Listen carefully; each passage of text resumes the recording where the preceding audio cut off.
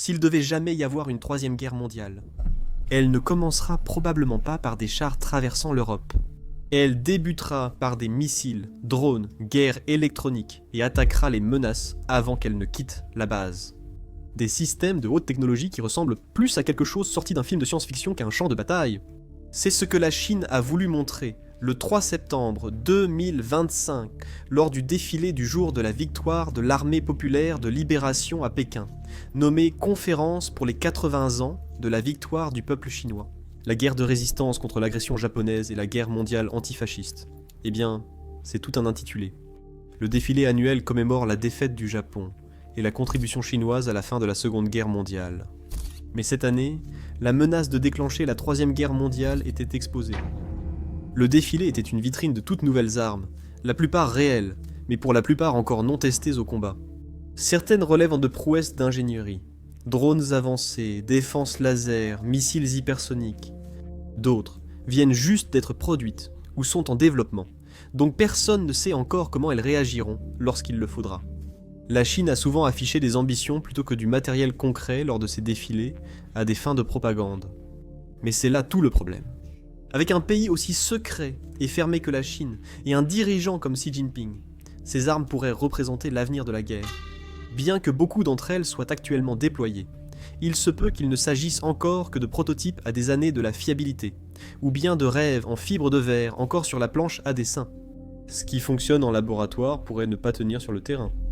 Un missile balistique paraît terrifiant lorsqu'il défile devant les caméras, mais peut-il réellement atteindre un porte-avions en mouvement qu'il vise ? Beaucoup d'analystes répondent non. C'est le paradoxe du défilé chinois. Une technologie sérieuse, mais mêlée de politique et d'apparence. Voyons les participants. C'est un véritable annuaire mondial des dictateurs. Vous aviez Vladimir Poutine, célèbre pour avoir déclenché des guerres régionales, selon mon compte 8, et pour faire défenestrer ses ennemis. Kim Jong-un dirige un pays pauvre, où son peuple travaille et meurt de faim, tandis que sa famille s'enrichit. Ses invités d'honneur sont restés avec Xi pendant tout l'événement. Étaient aussi présents des dirigeants comme Alexandre Loukachenko, le président biélorusse, dont la répression a emprisonné des centaines, voire des milliers de journalistes et étudiants. Le premier ministre slovaque Robert Fico s'est donné pour mission de faire pression sur l'Ukraine au sein de l'Union européenne, au nom de Vladimir Poutine. Il bloque les votes et sabote l'aide, tout en étant contesté par son peuple dans les rues. Il y avait plusieurs autres participants, mais pour faire court, parlons d'un dernier, et c'est mon préféré à évoquer. Le président serbe Aleksandar Hervik Vučić a été la cible de manifestations massives à Belgrade. Après l'effondrement du toit en béton d'une gare en novembre 2024 autorisé sans inspection à cause de la corruption et de l'autogestion, le gouvernement a tenté de dissimuler l'incident. Cela a entraîné des appels à des élections anticipées ignorées, tandis que le gouvernement a utilisé des milliers de voyous en uniforme de police sans insigne pour réprimer violemment des manifestations qui se sont intensifiées jusqu'à aujourd'hui. Mais ça, c'est une histoire pour un autre jour. Disons simplement que ce ne sont pas les gentils. Donc le défilé commence après les déclarations de Xi sur le courage des Chinois pendant la Seconde Guerre mondiale, et la Chine ne se laissera pas intimider par l'Occident. Nous avions déjà entendu cela. Les premières étaient des hélicoptères de transport, moyen Harbin Z-Wing. C'est un hélicoptère utilitaire similaire au Utility Helicopter, 60 Black Hawk, utilisé par l'armée américaine. Dans les années 80, la Chine a obtenu 24 hélicoptères, Sikorsky et Patyan 70. Le massacre de 1989 sur la place Tiananmen a entraîné un embargo contre la Chine et rompu ses liens avec l'industrie américaine. La Chine a donc dû concevoir son propre hélicoptère utilitaire. Le séisme du Sichuan en 2008 a souligné le besoin d'un hélicoptère type Black Hawk pour les missions de secours après des catastrophes naturelles. Le Tuzfeng commandé en 2006 a volé pour la première fois en 2013 et a été déployé en 2019. Plusieurs variantes existent pour un usage policier ou militaire, de la recherche et sauvetage à la lutte anti-sous-marine, jusqu'au S-21 hélicoptère d'attaque dédié. Propulsé par le moteur à turbine WZ, dit s'il était légèrement plus puissant que le Black Hawk. Le Black Hawk date des années 1970, donc l'hélicoptère chinois de 2006 est plus moderne. Si le Black Hawk est un indicateur, il devrait voler bien au-delà de ce siècle. Fait intéressant. Depuis 2015, la Chine développe une version furtive d'hélicoptère. Après le raid contre Oussama Ben Laden à Abbottabad en 2011, les Pakistanais ont récupéré des débris d'un Black Hawk furtif. et les ont probablement partagés avec la Chine, lui offrant des années de R et D gratuites. L'appareil suivant était l'hélicoptère d'attaque Chang'e ZX. Résultat d'un programme lancé en 1998 pour créer un hélicoptère d'attaque moyen pour l'armée populaire de libération. L'aviation des forces terrestres, la branche aérienne des forces terrestres de l'armée populaire de libération, qui a été créée en 1988 Centre-là. Lorsqu'il a décollé en 2003, la brève période de bonnes relations entre la Chine et l'Occident avait déjà pris fin après le massacre de Tiananmen. Mais pendant cette période, ils ont eu l'occasion d'étudier des modèles occidentaux comme le AH, un Cobra américain, ainsi que l'Agusta A129 italien. Grâce à cette technologie occidentale, les Chinois ont conçu le ZX. Avant le ZX, l'armée populaire de libération de terre utilisait le Harbin Z9 en configuration d'attaque. Mais le Z9, qui est une version sous licence de l'Eurocopter Dauphin, est avant tout un hélicoptère utilitaire, et le besoin d'une plateforme d'attaque dédiée est devenu évident. En 1995, la Chine a confié à Kamolf la conception préliminaire d'un hélicoptère de 6 tonnes appelé Projet 941. Après la conception initiale, les Chinois ont finalisé le projet, le nommant ZX, en 1998. Il a volé en 2003 et servi dès 2009. Conçu pour l'attaque au sol, il possède un cockpit en tandem, cellules blindées composite à faible section radar, système avionique fly-by-wire avec viseur casque, forward-looking infrared, récepteur d'alerte radar et laser, plus contre-mesures électroniques. Le ZX possédait d'abord un canon de 23 mm à l'avant, puis un de 30 mm épais. 4 points d'emport, pouvant transporter jusqu'à 16 missiles anti-chars HJ-10 ou AKD, 10 des TIAC, 90 des missiles RR et des paniers de roquettes non guidées. Il a essentiellement le même rôle que l'AH-64. L'Apache est un poids lourd du champ de bataille, plus grand, puissant et expérimenté, doté d'un blindage supérieur, de capteurs avancés et d'un système de guerre en réseau mature.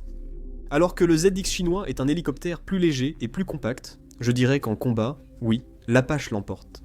Après les ZX, des hélicoptères d'attaque Z-20T sont arrivés. C'est une version militarisée du Z-20 mentionné plus tôt, équipée de points d'emport pour roquettes et missiles. Imaginez un véhicule de combat d'infanterie volant, capable de se battre, mais avec une escouade de soldats à l'intérieur. Il n'y a pas grand-chose de plus à dire à ce sujet. Après cela, il y avait quelques hélicoptères de transport Chengdu Z-8L. Présenté pour la première fois en 2018 le Z-8L et l'évolution large fuselage indigène de la Chine du Z-8, qui lui-même est dérivé de l'aérospatiale société anonyme 321, conçu avec une cabine considérablement élargie et une partie arrière du fuselage modifiée, afin que de petits véhicules blindés puissent entrer directement dans la soute par une rampe, une capacité dont les premières variantes du Z-8 ne disposaient pas. À l'échelle mondiale, le Z-8L occupe une niche mi-lourde. Il est plus petit que le Mi-26 russe, l'hélicoptère le plus lourd du monde, mais dépasse les modèles de transport moyens, comme le CH-47 Chinook, et offre une capacité similaire au CH-53K américain. Passons aux choses intéressantes. Les chars de combat principaux, type 99B de l'armée populaire de libération sont apparus. Le type 99B dernier, blindé lourd chinois, surpasse nettement les autres chars, type 99. Il pèse environ 55 tonnes et sur le papier, il est redoutable, avec un canon de 125 mm des capteurs modernes, des systèmes de protection active et une mobilité qui rivalise avec les meilleurs chars occidentaux. Il est basé sur le T-72 russe, mais comme le T-72, la famille de chars type 99 utilise un système de chargement automatique en carrousel. Cela les rend vulnérables à de grandes explosions en chaîne quand ils sont touchés. Tout comme nous l'avons vu avec de nombreux chars russes sur le champ de bataille en Ukraine. C'est une amélioration par rapport aux anciens chars chinois. Mais comme le T-14 Armata russe, il a l'air très high-tech, mais il n'a jamais été testé dans un vrai combat de haute intensité. L'armée populaire de libération n'ayant jamais mené de grande guerre terrestre, on ignore comment ces chars réagiraient face à une force de l'OTAN expérimentée. Ensuite est venu le char moyen type 100 plus léger que le 99B, et conçu pour un déploiement plus rapide. Il se situe entre les blindés lourds et les véhicules de combat d'infanterie légers. Il pèse environ 45 tonnes et possède une tourelle sans équipage avec un canon de 105 mm à chargement automatique, plus des mitrailleuses de 12,7 mm et 7,62 mm pour cibler des cibles au sol ou des drones. L'équipage est installé à l'intérieur des compartiments fortement blindés et contrôle les armes à distance. Le char utilise une signature électrique hybride pour limiter sa signature thermique sur un champ de bataille, où prédominent les capteurs thermiques au sol et sur les drones. Le concept paraît cool, mais c'est encore très nouveau.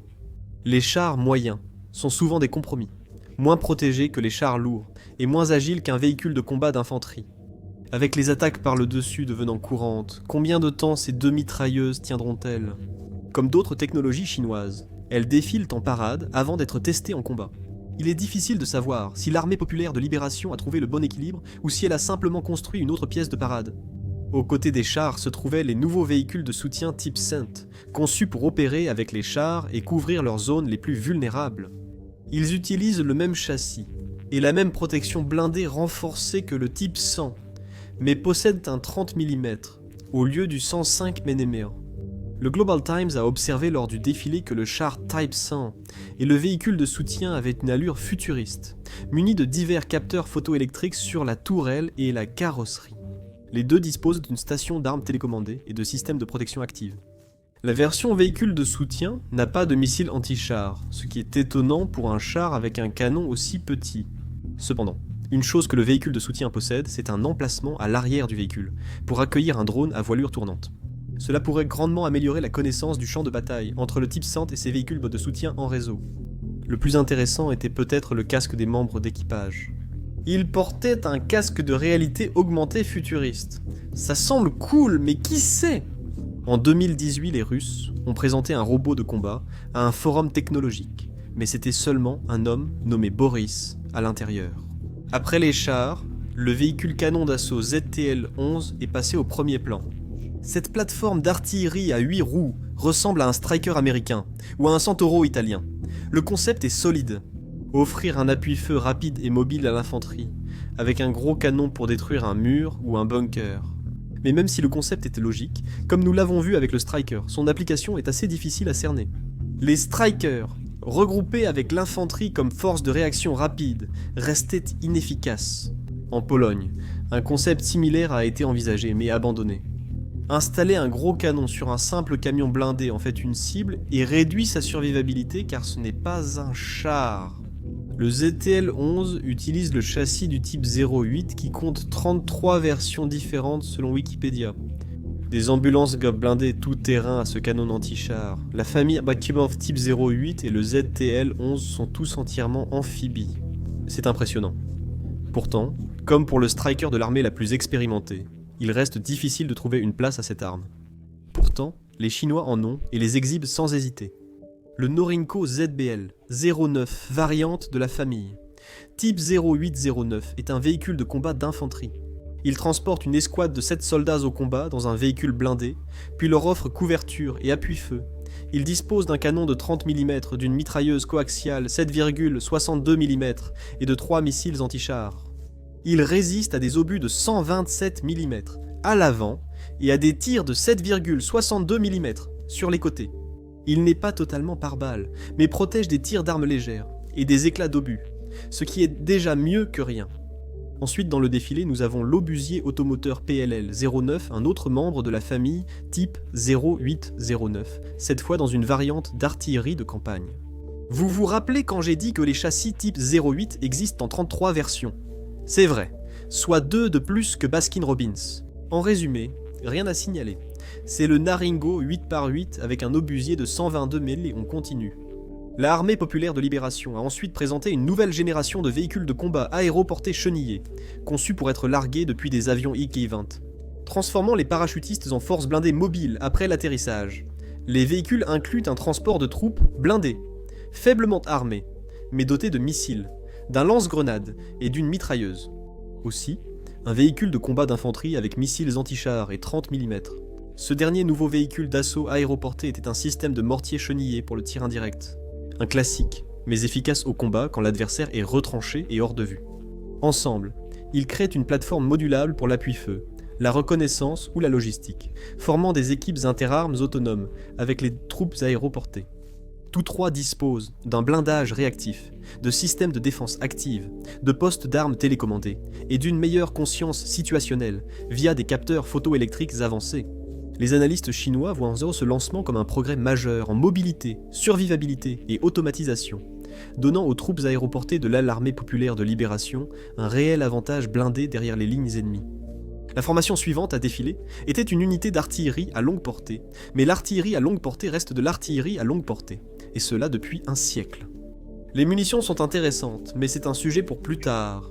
Après l'artillerie à longue portée, les lance-roquettes multiples PCL 191 ou Multiple Launch Rocket System, appelé PHL 16 à l'international, étaient présents.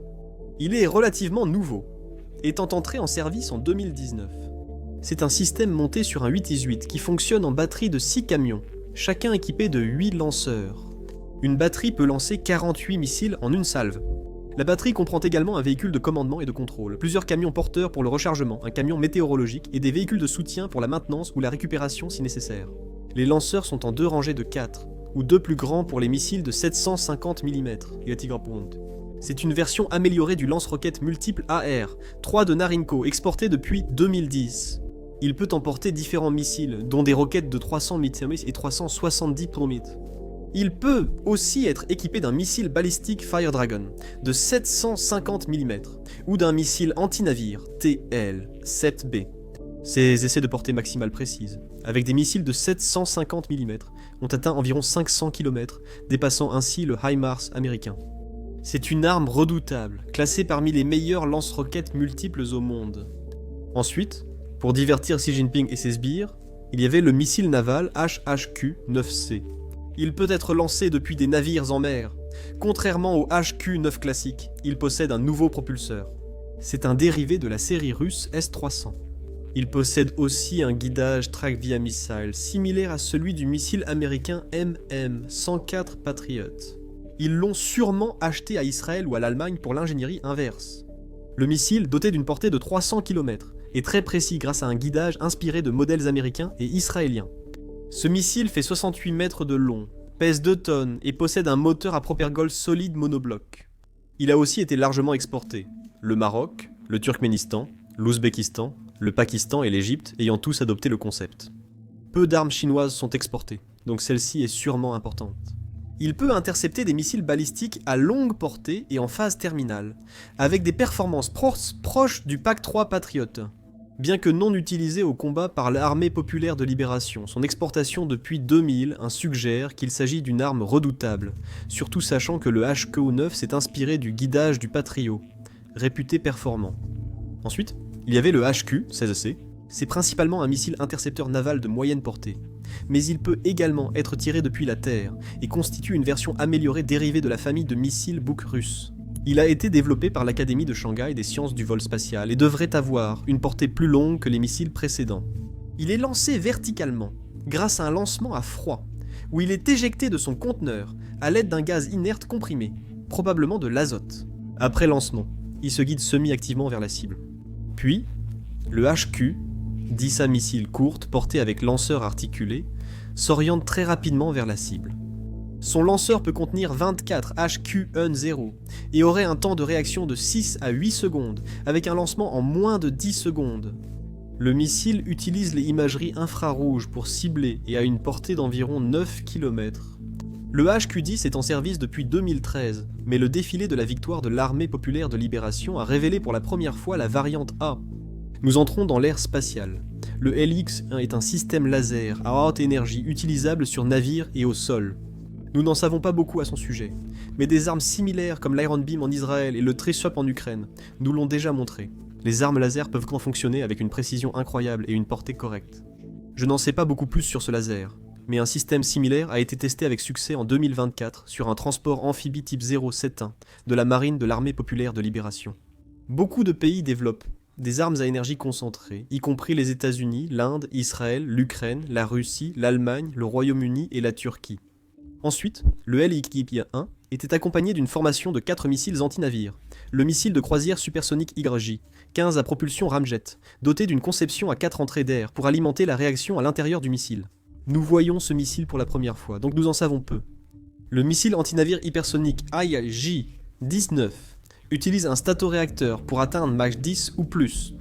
Il paraît qu'il peut changer de trajectoire à cette vitesse, mais je reste sceptique. Plus la vitesse augmente, moins la maniabilité est possible. Il en va de même pour un missile balistique anti-navire, sujet abordé plus loin. Encore une fois, c'est la première fois que nous voyons cette arme, donc on en sait très peu. Et nous savons déjà que l'armée chinoise a un penchant pour la propagande. Le troisième missile de ce groupe high-tech, le Hiraji-17, possède un planeur hypersonique monté sur un étage de propulsion. L'idée est que le planeur est propulsé à des vitesses folles, puis se sépare et utilise les forces aérodynamiques pour manœuvrer vers ses cibles. Je ne sais pas quelle est l'utilité de cette approche. Et encore une fois, le missile est tout nouveau, donc il faudra attendre l'invasion de Taïwan pour le découvrir, je suppose. Le missile final de cette série est l'aérobalistique Aoji-20. Aérobalistique signifie que le missile suit une trajectoire parabolique, sans viser directement la cible. Il monte puis redescend vite. Imaginez les niveaux les plus durs d'Angry Birds, non? On prétend qu'il peut manœuvrer jusqu'à l'impact final. Mais encore une fois, à des vitesses hypersoniques, la manœuvre est presque impossible. Je serais surpris si quelqu'un avait résolu ce problème. Donc, cela fait 4 missiles qui adoptent tous des approches très différentes face au même défi. Couler un navire de guerre. Parmi tous, je pense que le Hiraji-15 est le plus réaliste. Les autres semblent un peu tirés par les cheveux. Mais bon, je ne suis pas ingénieur en aérospatial. Puis sont arrivées les armes sous-marines, dont une torpille plus petite nommée AMB-012 a ouvert le spectacle. C'est une réponse aux avancées dans la technologie des sous-marins, permettant aux sous-marins d'opérer dans des eaux peu profondes près du rivage. Elle est conçue pour être lancée depuis des avions et des navires de surface. Elle remplacera probablement la torpille légère Yaebu, cette vieillissante, qui existe depuis les années 90. Ensuite, le plan présentait une autre torpedo légère, mais celle-ci était assistée par une fusée. L'AJC 015, lancé depuis un conteneur sur le pont d'un navire, sera sans doute utilisé sur la corvette type 056A et les frégates type 054A et B, qui possèdent déjà ce conteneur. Il semble également probable qu'elle puisse être lancée depuis un avion. Passons à l'AK 010, une torpille gauche lourde de 533 mm, pouvant équiper un tube de sous-marin chinois en remplacement de la Iborgu 6 actuelle. La dernière torpille de notre liste n'en était pas vraiment une. L'AQS-003A est une mine mobile sous-marine, en forme de torpille, pouvant être lancée depuis un tube de 533 mm, similaire à la mine mobile américaine, Mark 67. Ensuite, 6 systèmes de missiles anti-aériens, aux capacités et portées variées, ont été présentés. Tout d'abord, nous avons le système de défense terminale HQ-11. Le HQ-11 est un système courte-moyenne, portée combinant 8 missiles FM, 3000 à lancement vertical et un canon Gatling type 1130 pour l'appui rapproché.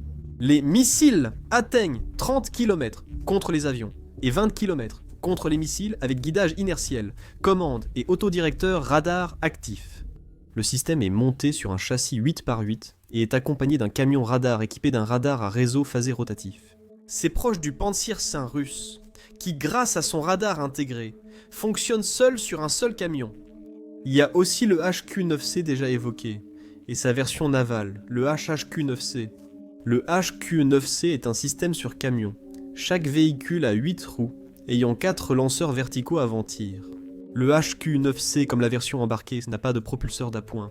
Et puisque nous n'avons pas grand-chose à dire sur la fusée elle-même, nous pourrions parler de l'origine des missiles anti-aériens chinois indigènes. Le programme chinois de missiles anti-aériens a débuté dans les années 1950, grâce à l'aide soviétique, Moscou fournissant les systèmes S-75 d'Avina, société anonyme 2, utilisés pour abattre l'U-2 de Gary Powers au-dessus de l'Oural. La rupture sino-soviétique des années 1960 a coupé ce canal, poussant Pékin à copier et modifier le Société Anonyme 2 pendant des décennies. Les missiles évoqués tirent tous leur nom de Hongki, aussi appelé HQ ou série bannière rouge. Les progrès furent lents et freinés par la révolution culturelle, maintenant la Chine loin derrière les technologies de défense aérienne soviétiques et américaines. Ce n'est qu'avec l'accès à la technologie russe dans les années 1990 que la Chine a commencé à se moderniser avec le HQ-9, combinant des éléments du S-300, des améliorations locales et des technologies occidentales copiées. D'accord, revenons à l'émission.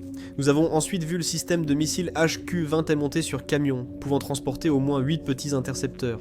Première apparition publique, il ressemble à la série HQ-9, mais avec des missiles plus fins.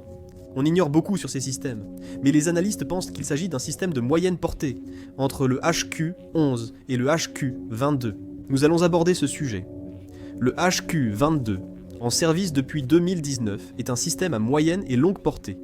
100 km avec les missiles FK-3 jusqu'à 170 km avec le HQ-22, à l'image des patriotes américains qui utilisent pour les missiles PAC-2 et PAC-3 selon les besoins.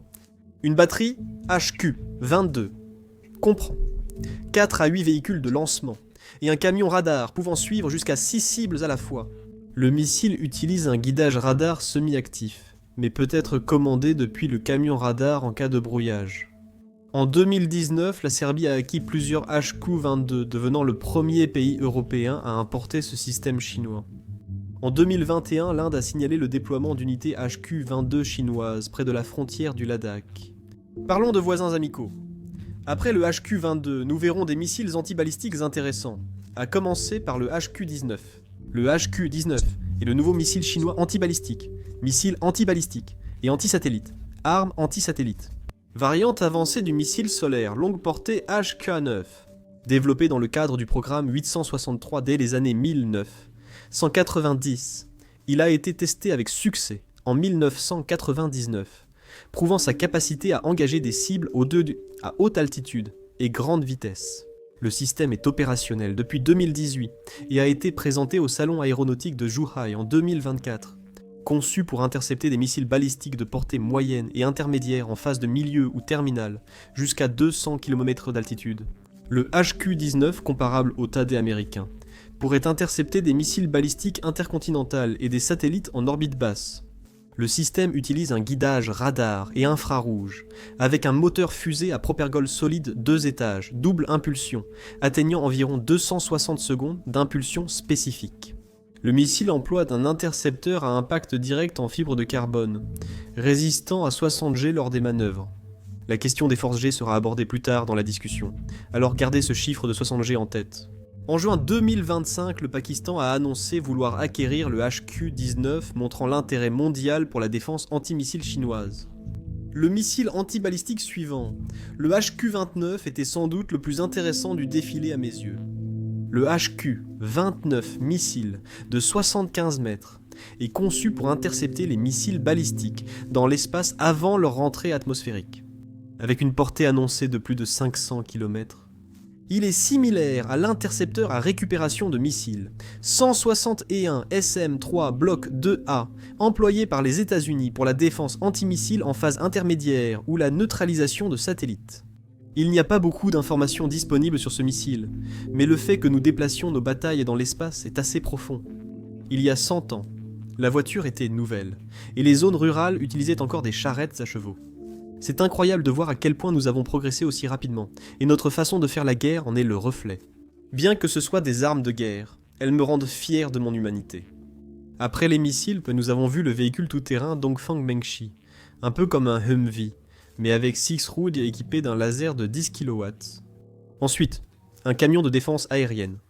Type 625 a été présenté, avec un canon automatique rotatif de 25 mm et des missiles portatifs pour la défense contre des cibles aériennes petites ou proches. Ensuite, il y avait un FK. 3000, un camion de défense aérienne plus grand avec un canon automatique de 30 mm et jusqu'à 96 petits missiles solaires. Puis un autre laser de 50 kW et des camions équipés de grands réseaux en forme de gaufre sur le toit. Présentés comme des armes à micro-ondes, à courte portée. Ils peuvent neutraliser une zone de drone sans viser un drone précis. C'était le dernier système anti-aérien. Voyons maintenant un autre exploit incroyable de l'ingénierie humaine. Ensuite, un défilé de systèmes avancés, sans pilote et autonomes, est passé devant les tribunes. Beaucoup de ces technologies semblaient très ambitieuses, et la plupart étaient encore en développement. Le gouvernement chinois affirme que tous ces systèmes sont déjà déployés. Le premier système sans pilote que nous voyons s'appelle le ZRI 222, petit robot de combat à chenilles, d'environ 1,5 m, muni de mitrailleuses et missiles. Ensuite arrivait le ZRZ, un petit char à 8 roues, avec tourelle et mitrailleuse. Il évoque une version miniature de la voiture blindée Puma utilisée par les Allemands durant la Seconde Guerre mondiale. Derrière lui venait un véhicule de déminage chenillé sans pilote, légèrement plus grand. Enfin, il y avait le véhicule utilitaire CWB 221, une plateforme à 6 roues et dessus plat, tenant un grand quadricoptère accompagné de 2 chiens robots, utilisés pour la reconnaissance en terrain difficile. On ignore beaucoup sur ces armes, mais l'Ukraine a déjà eu du succès avec de petits chars robots similaires, ce qui rend le concept crédible. Puis sont arrivées les armes navales sans pilote, menées par le HSU-100. C'est un sous-marin de 15 mètres de long sans kiosque. Il est équipé de capteurs et d'antennes rétractables, sans doute pour la collecte de renseignements et la reconnaissance. Derrière, il y avait un bateau de patrouille sans équipage, dont nous ne connaissons pas le nom. Il dispose d'un espace à l'arrière pour des capteurs, soit un capteur passif pour détecter les sous-marins, soit un sonar actif pour repérer les mines. Le dernier système maritime sans équipage à défiler était le submersible AJX-002. Il a la même longueur que le HSU-100, mais il est bien plus étroit. Les commentateurs chinois notent son usage probable de la propulsion à jet pour limiter sa signature acoustique et signalent les gouvernails en croix, probablement pour manœuvrer étroitement sur le fond marin. Il n'avait ni les capteurs ni l'antenne du HSU-100. Après les véhicules navals sans pilote sont arrivés les drones aériens, débutant avec le GJ-21, un grand drone à voilure volante futuriste. C'est un drone d'attaque au sol sans empennage, au fuselage très furtif. Ceci est une mise à jour du modèle GJ, 11 épées aiguisées, qui a volé pour la première fois, en 2013. Nous disposons désormais de bien plus d'informations confirmées sur le GJ-11. Il a une sortie de moteur caréné pour son turboréacteur, 2 soutes à armement, et une envergure de 14 mètres. Ensuite, il y avait le Chengdu GJ, une forme que nous connaissons bien. Il ressemble à un drone Reaper américain, et assure les mêmes missions de patrouille, surveillance et attaque au sol, avec divers missiles et roquettes. Ce n'est pas une surprise, et il est en service avec l'Armée populaire de libération depuis 2017. Derrière, 4 chasseurs sans pilote de différents types ont suivi. Le type A est une aile lambda sans queue, le type B une aile delta sans queue, le type D une aile delta à queue inclinée, avec une capacité supposée d'opérer en mode piloté ou non piloté, ce qui signifie qu'il s'agit censément d'un multiplicateur de force au combat, et qu'il peut être chargé par l'équipe humaine d'attaquer des cibles. L'Occident a un programme similaire, le Loyal Wingman Advanced Development Program, qui a mené au Boeing MQ-28 Ghostbat. Le dernier chasseur sans pilote vu était le type E, à ailes inclinées et en flèche, aussi conçu pour l'intégration homme-machine. Le dernier drone observé était un hélicoptère sans nom, destiné sans doute à la reconnaissance, l'observation et l'attaque, à l'image du MQ-8 Fire Scout américain. Après des formations en logistique et maintenance, nous pouvons enfin retourner où nous appartenons. En ce qui concerne les missiles, le premier groupe de missiles était composé uniquement de missiles de croisière, en commençant par le CJ-20A. C'est une version améliorée du missile de croisière subsonique aérien, CJ-20, que nous connaissons mieux. Le CJ-20 a une portée de plus de 2000 km et vise les attaques au sol. Il est guidé par navigation inertielle, satellite, correspondance de contours et cartographie numérique en phase terminale. Il est lancé depuis un bombardier Tian H-6, le seul bombardier actuellement en service en Chine. Chaque bombardier transporte 6 de ces missiles, selon l'Alliance pour la défense contre les missiles. On ignore s'il peut transporter une ogive nucléaire. Le commandement américain des frappes aériennes global dit oui. Le Centre national de renseignement aérien et spatial dit non. Dans tous les cas, 2000 km représentent une longue distance, surtout face à la portée de 3000 km du bombardier H-6. YouTube vient de faire une annonce stupéfiante. Il verse 64 millions de dollars par jour aux créateurs. Pourquoi ? Eh bien parce que YouTube n'a pas assez de créateurs. C'est pourquoi des vidéos avec moins de 1000 vues apparaissent sur votre page d'accueil, comme celle-ci. Bien sûr, cela ne signifie pas que chacun doit créer une chaîne. Si vous hésitez à lancer une chaîne YouTube ou une chaîne sans visage comme celle-ci, c'est le moment idéal. YouTube verse chaque jour des millions aux créateurs et met désormais davantage en avant les chaînes récentes et petites. Mais je suis sûr que beaucoup d'entre vous se posent des questions sur la façon de commencer et de développer une chaîne. Nous recevons des questions par email tout le temps de la part de certains d'entre vous. C'est pourquoi nous avons décidé de regrouper tous nos conseils YouTube dans un seul camp d'entraînement, pour le prix exceptionnellement bas de totalement gratuit. Donc, si vous êtes quelqu'un qui souhaite lancer sa propre chaîne YouTube, vous pouvez vous inscrire à ce camp d'entraînement en cliquant sur le lien dans la description ou sur l'écran. Inscrivez-vous maintenant. Malheureusement, le camp d'entraînement fonctionne comme un appel Zoom, dont limité à 100 personnes contrairement aux vidéos YouTube. Revenons à la vidéo. Ensuite, il y avait le Luigi, 18C. Celui-ci est un peu compliqué. Ce planeur anti-navire, doté de courtes ailes, atteint environ 540 km et cible à max 0,8. En phase terminale, il atteint Mach 3 avant l'impact, utilisant la navigation inertielle et le système satellitaire Beidou pour localiser sa cible. Il est basé sur le missile russe Kaliber qui a causé tant de dégâts en Ukraine.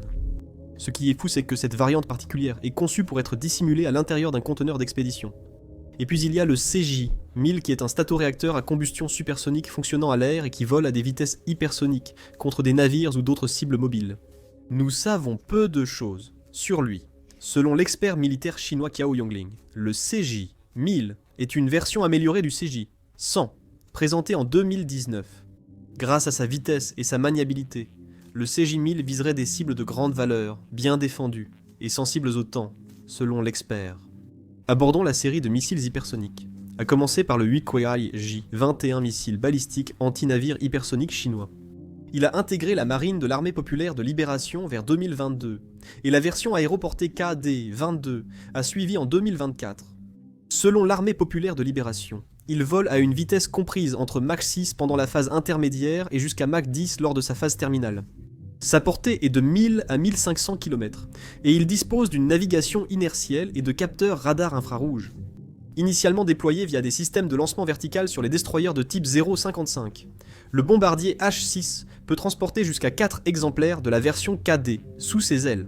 Le DF-17 est un propulseur de 11 mètres de long qui atteint des vitesses incroyables, puis déploie le planeur DF-ZF vers sa cible.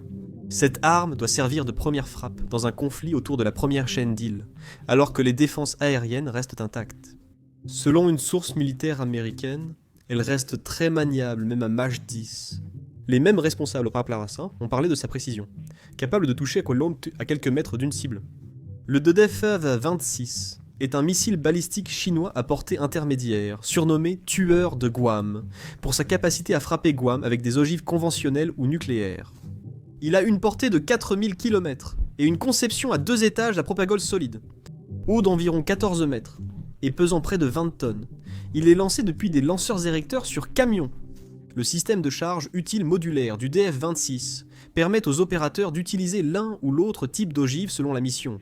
Sa version anti-navire, le DF-26B, pourrait viser des navires en mouvement avec un guidage terminal.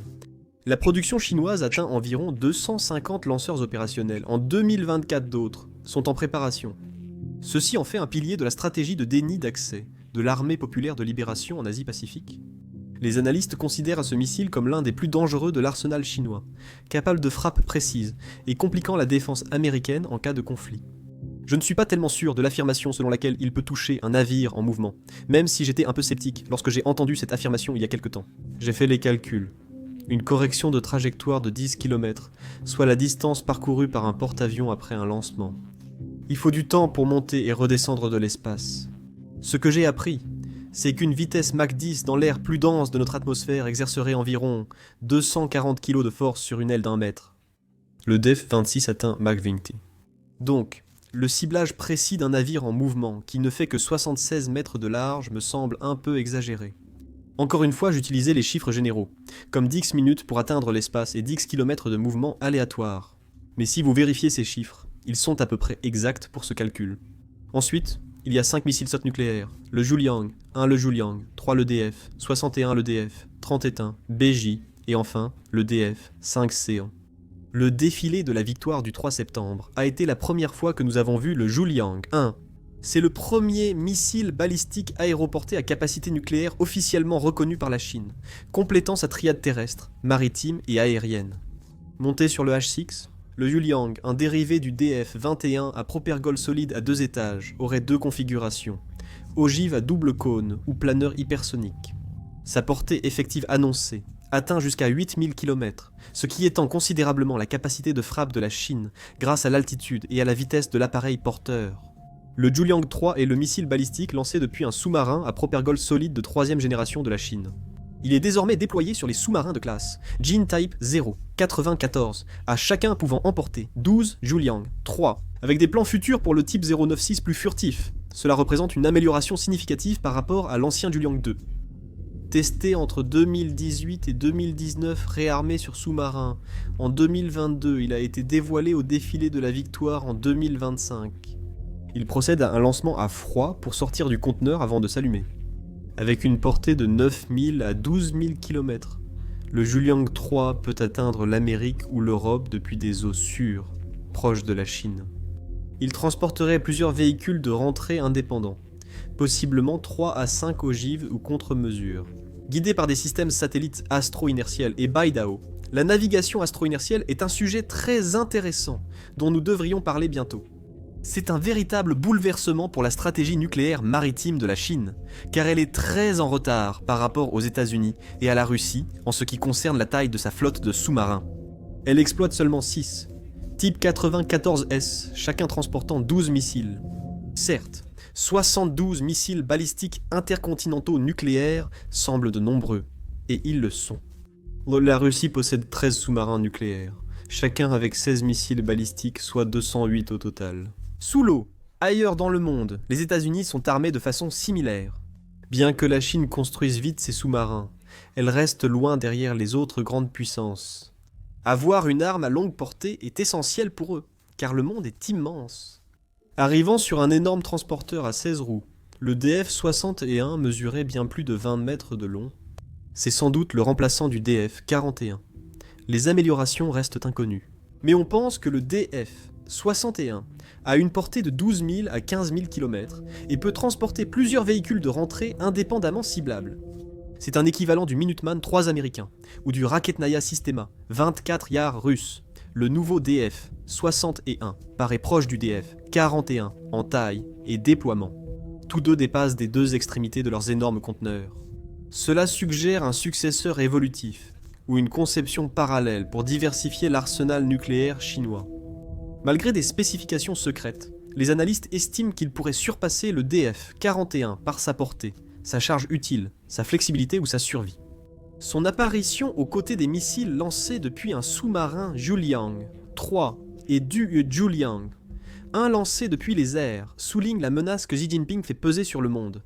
Il veut restaurer un mythe de l'Empire chinois, avec lui comme pivot de l'histoire. Il est logique qu'il ait vu tout le spectacle, surtout avec un homme comme Poutine, sujet aux mêmes illusions, que cette histoire est fausse et qu'ils sont les hommes pour la corriger. Un autre participant du défilé de la force des fusées de l'armée populaire de libération était le DF-31 BJ, une autre fusée massive. Bien que plus petite que la DF-61, cela reste une grande fusée. L'ancien DF-13 faisait 15 mètres de haut, pour 42 000 kg, mais la nouvelle fusée est nettement plus grande, proche de la DF-41. Les désignations B et J suggèrent sans doute une amélioration de son logement. Dans ce cas, le missile est conservé dans des silos de lancement, qui apparaissent partout à Yumin et Ami, avec des centaines de silos en construction. Cela va de pair avec l'augmentation spectaculaire de la production de missiles qui a lieu en même temps. Ces développements et d'autres avancées militaires non montrées par l'armée populaire de libération lors d'un défilé préoccupent les analystes occidentaux. Le dernier missile exposé était sans doute la technologie la plus ancienne présentée par la Chine, malgré sa version améliorée. C'était le gigantesque DF-5C démonté en plusieurs sections. Aucun véhicule ne peut transporter ce missile entier, sauf un transporteur à chenilles, comme ceux des sites de lancement spatial. Il mesure près de 35 mètres de long, pèse presque 200 tonnes et le modèle de base est en service depuis 1980. La version C améliorée lance 12 ogives d'une mégatonne chacune. Une mégatonne ne semble pas énorme. Mais pour mettre cela en perspective, la bombe Little Boy qui a détruit Hiroshima était une bombe de 0,015 mégatonnes. Alors imaginez 12 ogives nucléaires, allant à Mach 22. Chacune avait une puissance destructrice 66 fois supérieure à celle de la bombe qui a détruit Hiroshima. Absolument terrifiant. Maintenant que nous sommes tous effrayés, prenons nos jumelles pour le spectacle aérien. D'abord, une formation d'hélicoptères utilitaires moyens et 20 arborait les drapeaux du Parti communiste chinois, de la Chine et de l'Armée populaire de libération. Nous avons déjà évoqué l'hélicoptère. Les drapeaux étaient aussi notables. Près des E-20, il y avait 2 hélicoptères d'attaque Chengdu ZX déjà mentionnés. C'est ça. Derrière les Z-20 et les ZX, arrivait une escadrille d'hélicoptères d'attaque légers. Harbin ZX-9, formant le chiffre 80. C'est le 80e anniversaire de la fin du théâtre du Pacifique et de la Seconde Guerre mondiale. Si le ZX est un Apache chinois, alors le ZX-9 est le Cobra chinois. C'est un hélicoptère d'attaque et de reconnaissance à siège en tandem, conçu pour remplacer le Harbin Z9 lui-même, un Eurocoptère Dauphin sous licence. Premier vol en 2011, mis en service en 2012. Propulsé par 2 moteurs à turbine WZ-8, il est équipé d'un rotor principal à 4 pales et d'un rotor de queue caréné, que je trouve vraiment stylé. Son avionique inclut un radar de tir millimétrique sur le mât, une tourelle forward-looking infrared frontale, une caméra télévision à télémètre laser et des viseurs avancés sur casque. Pour un hélicoptère aussi petit, il est très bien blindé. Ses armes, portées sur des ailes courtes, comprennent missiles anti-chars HJ, 8RR TI1, 90 pods canon, 23 mm lance-roquettes, etc. Cependant, le Z-19 n'a pas de canon de nez ou d'autocanon interne, contrairement au SDIX, ce qui est rare pour un hélicoptère d'attaque. Le Z-19 AEA version d'exportation, ayant volé pour la première fois en 2017 avec des améliorations pour les clients internationaux, n'est actuellement utilisé que par l'armée populaire de libération. La dernière formation d'hélicoptères portait aussi des banderoles. Mais cette fois, elle disait « Justice, paix et peuple prévaudront ». Un trio de Z-8L les portait, accompagné des 2 F-20T en formation de chaque côté. Le premier aéronef sans rotor à voler fut le groupe d'alerte avancée et de contrôle aéroporté, dirigé par un KJ-500 Chongxi. Le KJ-500 est la 3e génération chinoise d'alerte avancée aéroportée. En service depuis 2015, il possède un radar antenna à éléments solides actifs, fixe à 3 panneaux, dans un radome dorsal au-dessus de l'avion. Il patrouille environ 12 heures, et son radar suit jusqu'à 100 cibles dans un rayon de 470 km. Il a réalisé son premier déploiement à l'étranger lors des exercices Aigle de la civilisation 2025 en Égypte. Ensuite, il y avait un avion KJ, Surveillance Alert Avancé et Contrôle et C. C'est un avion d'observation bimoteur à turbopropulseur qui ressemble fortement à l'I-2 Hawkeye américain. Conçu pour les porte-avions, il a volé pour la première fois en 2020 et a officiellement été introduit lors du défilé. En raison de son électronique sensible et du radar, il devra être lancé en douceur par la catapulte électromagnétique de la classe Fujian et ne pourra sans doute pas décoller en tremplin. C'est un avion conçu pour l'avenir, pas une technologie déjà en service. De chaque côté des avions, alerte avancée et contrôle, et se trouvaient des chasseurs J-16 et J-15T. Le Shenyang J-16 chasseur d'attaque multirôle biplace et bimoteur chinois de génération 4,5 provient du Su-300 MKK. C'est l'un des plus beaux avions du ciel. Mis en service en 2015-2016, il possède des améliorations modernes par rapport au Su-30 standard. Elles comprennent des composants cellulaires en composite, un revêtement absorbant les radars, un radar antenna à éléments solides actifs à balayage électronique et des systèmes d'affichage tête haute sur casque. Propulsé par 2 turboréacteurs WS-10, c'est un point clé de cette histoire. Tous les J-16 ne sont pas équipés du moteur WS, d'XB, qui est capable de vectorisation de poussée. La force aérienne de l'armée populaire de libération a encore beaucoup d'avions équipés du WS-10A, qui ne possèdent pas cette capacité, ce qui est important lors de manœuvres serrées, surtout à basse vitesse. La vitesse reste inchangée, atteignant Mach 2 avec chaque moteur. Il possède un canon de 30 mm et 12 points d'emport lui permettant de transporter une lourde charge utile, incluant des missiles PL, 15 longues portées, anti-navires, anti-radar, bombes de précision et roquettes. Le J-16D est une variante Suppression of Enemy Air Defense de guerre électronique, remplaçant le suivi infrarouge et le canon par des systèmes électroniques internes et des nacelles dédiées à la suppression des défenses aériennes ennemies. Les rapports opérationnels indiquent que son autonomie réelle, même chargée à bloc, reste bien inférieure à l'idéal. Le ravitaillement en vol a dû être effectué de manière inhabituellement proche du territoire chinois, ce qui indique des contraintes d'endurance persistantes en conditions de combat. Dans l'ensemble, les analystes considèrent le J-16 comme un cheval de bataille puissant. Il n'est pas furtif comme le J-20, mais il est peut-être plus utile lors d'assauts sérieux grâce à sa lourde capacité d'emport et à ses configurations flexibles. Le Shenyang J-15 requin volant est le premier chasseur embarqué développé en Chine. Développé par la Shenyang Aircraft Corporation en 2013, il est basé sur un prototype russe, Su-33 acquis par la Chine auprès de l'Ukraine. Il a une vitesse maximale de Mach 2 et peut transporter jusqu'à 6000 kg d'armement, y compris des missiles RR, PL-8 et PL-12. L'appareil possède un contrôle de vol électrique et une structure renforcée pour supporter les contraintes des opérations sur porte-avions. Le J-15 a été utilisé sur les porte-avions chinois, dont le Liaoning et le Shandong. Le J-15T vu au défilé est une version améliorée, apparue en 2016 et introduite en 2024. Le J-15T est équipé d'un nouveau radar compatible avec des missiles RR avancés comme le PL-10 et le PL-15. Le cockpit de l'appareil dispose d'un affichage tête haute amélioré et de meilleurs contrôles pour faciliter les lancements par catapulte, qui deviendront courants une fois que la classe Fujian sera opérationnelle. Il a aussi été adapté au décollage par catapulte et à la récupération par brin d'arrêt ou catabar. Le groupe des spécialistes, basé sur la cellule du Shaanxi War-9, un avion de transport à 4 turbopropulseurs, était la formation suivante à voler. Il comprenait une variante de lutte anti-sous-marine, de renseignement et de guerre électronique, escortée par les J-16. Après les Y-9, il y avait un Xi'an-Yventa et un Yventb. Ce sont des avions de transport lourds, comparables aux Globemaster américains, mais leur capacité de charge est de 66 tonnes contre 77 pour le Globemaster.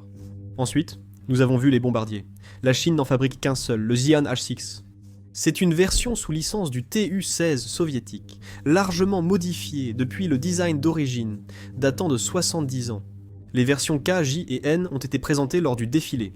Le H6K modernisé possède des turboréacteurs, une structure en matériaux composites, un radar amélioré dans un nez redessiné, et peut transporter 6 missiles CJ-10A, remplaçant les anciennes mitrailleuses et les panneaux vitrés. Le H6J version navale du H6K équipe la marine de l'armée populaire de libération. Le H6N augmente la portée grâce au ravitaillement en vol et à un missile balistique aéroporté, reconnaissable à sa perche de ravitaillement. Ensuite, il y avait quelques ravitailleurs, et enfin les chasseurs. Le premier chasseur était la version électronique du J-16, le J-16D. Il retire le canon interne et les systèmes infrarouges pour gagner du poids, et de l'espace pour l'électronique avancée. Il possède plusieurs nacelles en bout d'aile et sous les ailes, contenant des antennes à réseau phasé active pour le brouillage radar et la surveillance électronique. Il dispose de capteurs dans son radome de nez modifié, et peut tirer des missiles anti-radiation LD, sans faisant de lui l'équivalent de le guerre électronique 18G américain pour l'armée populaire de libération, Growler. Puis il existait différentes versions du J-20, J-20, J-20A et J-20S. Le J-20 Dragon Puissant, développé par le groupe industriel aéronautique de Chengdu, pour l'armée de l'air de l'armée populaire de libération, est le premier chasseur furtif opérationnel chinois, conçu comme plateforme multirôle à long rayon d'action. Le J-20 de base, introduit en 2017, présente une aérodynamique Delta Canard, un fuselage intégré avec des soutes à armements internes, et, au départ, des moteurs russes AL-30 et un FM-2. La grande faiblesse de l'aviation chinoise reste son programme de moteurs. Des refontes constantes, utilisant des moteurs sous-traités, une faible durabilité et des performances médiocres ont affecté leurs moteurs depuis le début du développement de leurs avions de chasse. Le moteur russe a été remplacé en production par le WS, d'XC indigène. Nous surveillerons cela à l'avenir. Le J-20A, identifié pour la première fois en 2019, intègre des améliorations majeures, notamment des moteurs WS d'XC à poussée vectorielle pour une meilleure maniabilité. Une furtivité améliorée grâce à une nouvelle conception des entrées d'air moteur et des traitements de surface, ainsi qu'une avionique modernisée, rapproche l'appareil du niveau de performance attendu pour la 5e génération. Beaucoup d'analystes le voient comme une génération 4,5. Le J-20S, présenté en 2021, est le premier chasseur furtif biplace au monde. Le second membre d'équipage gère l'escadron, l'électronique, la guerre électronique ou contrôle les drones de combat. Lors du défilé, le dernier chasseur vu est le J-35. C'est le deuxième programme de 5e génération de la Shenyang Aircraft Corporation et le candidat de l'armée populaire de libération pour un chasseur furtif naval bimoteur. Les points forts du design sont un fuselage furtif avec soutes à armes internes, une tourelle de capteurs électro-optiques sous le nez, des panneaux en dents de scie et des tuyères crantées pour la furtivité. Les médias d'État chinois et des images ont indiqué que l'appareil transportait jusqu'à 6 missiles en soute. Les analyses signalent aussi des changements de moteur et de forme du fuselage sur les prototypes. Les vols d'essai ont continué en 2024 et 2025, mais l'avion ressemble beaucoup à un F-35. Et quand on regarde l'ensemble du défilé, on a en fait vu beaucoup de propriété intellectuelle qui a été soit récupérée sur des épaves, achetée sur le marché noir, ou tout simplement volée. Le J-15 existe car les Chinois ont rétro-conçu un Su-27 après s'être vu refuser l'achat des avions commandés. Que font-ils ? Ils achètent un prototype hors service de Su-33 à l'Ukraine et le rétro-conçoivent.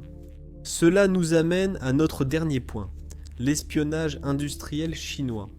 Les procureurs américains ont obtenu le plaidoyer de culpabilité du chinois Su Bin pour avoir conspiré à pirater des sous-traitants de la défense américaine et voler des données aéronautiques sensibles.